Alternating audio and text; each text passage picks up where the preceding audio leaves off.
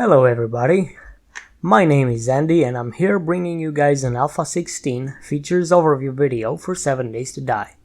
Before we begin, I would like to quickly mention that all the clips I've used in this video belong to madmole. I will link his YouTube channel and blog in the description below. Alright, let's get right to it.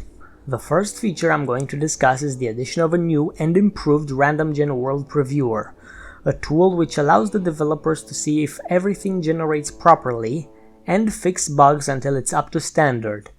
It may also be used as a placeholder map by players who cannot find locations they're looking for by simply exploring. This ties into the next feature, which bears the name Distant Terrain 2.0. As the name suggests, the ability to see distant terrain, introduced in Alpha 15, has been extended to distant buildings as well.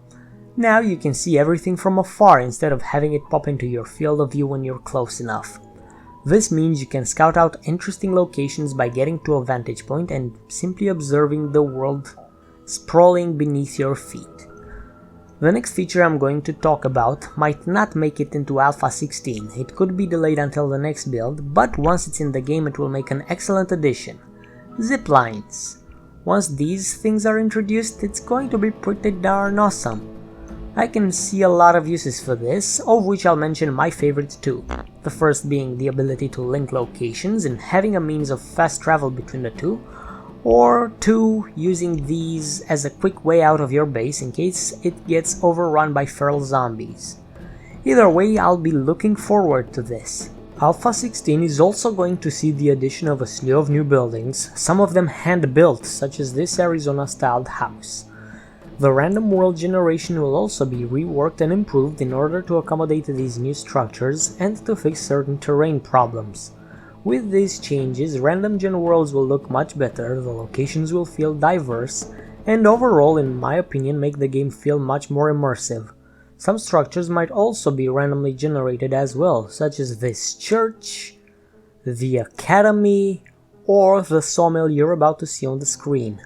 These new buildings will refresh the game and incentivize exploration, making the game much more exciting, especially for those who take a nomadic approach. With the new changes, we'll also see larger settlements sprawl across multiple biomes. Even though we've already had this feature in previous builds, now it's going to be improved. Among the new hand-built structures, we're also going to see buildings such as this mansion, which I won't explore into detail, or my personal favorite, the skyscraper. Here it is in all its glory, compared to the tallest building we've ever had until now. Its name, Dump Tower, certainly doesn't remind me of any real-life equivalent. Anyway, this behemoth of a structure can make an excellent base for the entire population of a co-op server due to its sheer size and spacious rooms that can fit everything. It also has an elevator, though I doubt it will be functional in Alpha 16. In a future build, maybe you'll be able to fix a large generator to supply power to the whole building, and then ride the elevator across different levels. This humongous thing is going to be visible for miles, and it will most likely be the best vantage point in the entire game. All of this was possible thanks to the addition of a whole new batch of building blocks, of which I'll show a few, such as this arched doorway. People who are into base or prefab building will absolutely love these. Just this shape alone can be used for a wide variety of structures ranging from mansions to sewer systems. Not shown in this video are some large building shapes as well. If you want to see one of those, go to madmole's channel. Another one of these new build items is the iron bar door, or jail cell door, however you want to call it. Just looking at this one got me some new ideas rolling for a modular base design. There's also going to be rooftop gutters for houses. This may tie into a rainwater collection system that might be implemented down the road. Such a system will add a ton of depth to farming as well. And speaking of farming, plants and crops will get some love too, in the form of more detailed models. The next feature builders will absolutely love is the paintbrush tool. Basically, with this one you can add whatever texture you want to a block, as long as you have read the necessary skill book. I personally hope the texture will be limited for the type of block you're painting. For example, painting bricks on top of wood like in the footage is a big no-no. but painting any wood texture on wood blocks should be alright. Same should go for the other materials as well. The way this works in the game is simple. Right click to paint the block with the selected texture, left click to restore it to the original. Player characters might also get some new customization options as well, mostly beards and clothes, possibly new mocap animations as well. Now that the least interesting segment of the video is done, it's time to talk about some game-changing features, the first among these being electricity. Now you can acquire or craft electrical items such as generators, relays or power switches and link them together with the wire tool, similarly to Fallout 4. Electricity is mostly used to power lights, traps and even alarm systems. The way it works is simple. You build a generator, fuel it up, wire it to whatever needs to be wired, hit the switch and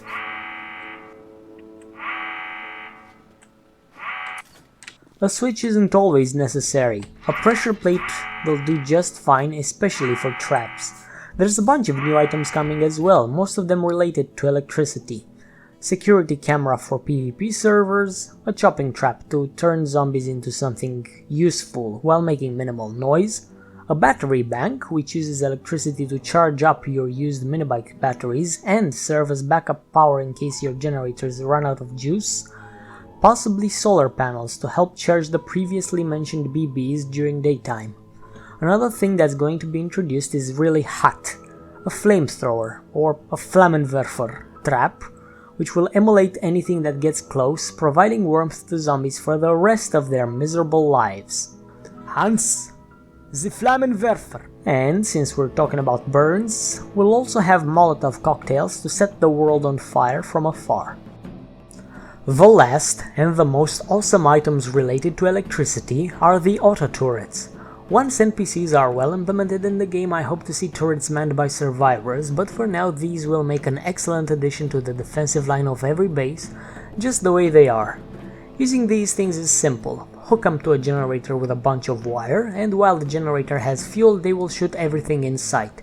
You can even put a switch in between the two so they are active only when you want them to be. At the moment of this footage, the auto turrets weren't well optimized and didn't deal a lot of damage to the zombies.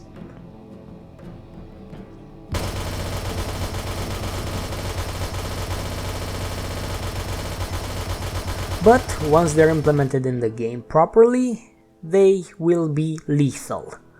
From the footage that I see, they shoot indiscriminately, regardless of personal affiliation. So if you accidentally walk into the line of sight of your own turrets without turning them off, rest in pieces. The next subject I'll touch on is the addition of new creatures and the overhauling of the ones currently present. First on this list of additions is the wolf, who will be present in forest biomes. By the time he's introduced, he'll be scaled to a larger size. Next up is a brand new bear model who already looks 10 times more menacing than before. You'll mostly find him in pine forest and snowy mountain biomes. There's even a fur system developed to make these animals look a tad more realistic. When venturing through deserts or plains, you'll need to watch your step because you might run into one of these danger noodles who have the nasty habit of biting your genitals. I personally love the way this snake briefly pauses before it lunges towards you. Living animals aren't the only additions on the list of creatures. These zombie vultures will replace the currently existing oversized hornets, adding to the game's ominous immersion. My guess is that they'll be fast and extremely dangerous, especially if they manage to swarm you. Hopefully we'll also have a portable Flammenwerfer, instead of relying on the trap version.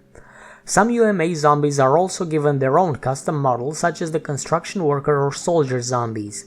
New zombie models are also introduced, such as the plus-sized lady zombie that is the woman of your dreams. Nightmares count as dreams, right? Anyway, the next monstrosity will crush your dreams and demolish your base. He is the behemoth zombie, and where he treads, doom follows, and possibly a huge horde of zombies as well. Last, but certainly not least on my list, is the return of the fat, Hawaiian shirt-wearing zombie. His bulk and speed designates him to be the battering ram of the zombie horde. If you're cozily hiding behind a concrete wall, he'll charge it repeatedly until it gets knocked down. We're approaching the end of the video as I'm going to talk about the final subject, improved zombie behavior and different zombie states. Let me elaborate on that. When a normal zombie feeds on a player or an animal carcass, he will change from the slow walker behavior and enter a feral state. When this happens, he'll be able to run at full speed during daytime and possibly sense the player wherever he hides, in addition to dealing increased damage. These feral zombies can be recognized by their glowing eyes, although in my opinion, if they're close enough for you to see their eyes, you're already too far gone. The feral state isn't the only one affecting zombies, as some of these fellas can become heavily irradiated. Don't fight these uglies unless you have a powerful weapon, because any damage that doesn't kill them outright will just be regenerated. This isn't really a zombie behavior thing, but I didn't know where else to put it in the video. Zeds now have correct hitboxes and will actually suffer the damage you deal to the part of the body you're hitting. No more hitting a zombie through its head and the bullet or arrow going through. Now, the last behavior adjustment done to zombies will change both the gameplay functionality and the immersion. It's called Sleeper State. When no prey is around them, the undead will change to a vegetative state, becoming sleeper zombies. They will lie motionlessly on the ground until they sense fresh meat, at which point they'll rise up and ambush you. The gameplay is improved because now, when you get into a settlement, instead of having to clear the entire zombie horde littering the street as if they've been organizing a protest, they'll wait for you peacefully, quietly, a few in each house, mostly staying still in dark corners, patiently awaiting for you to turn your back to them. People who aren't extra careful in checking every little dark corner may be unpleasantly surprised by a zombie who is perfectly capable of killing them, just as you're about to see. Oh, scared the shit out of me. Oh my god, I got wrecked. Alright guys, thanks for watching. Like and subscribe, and we'll see you next week.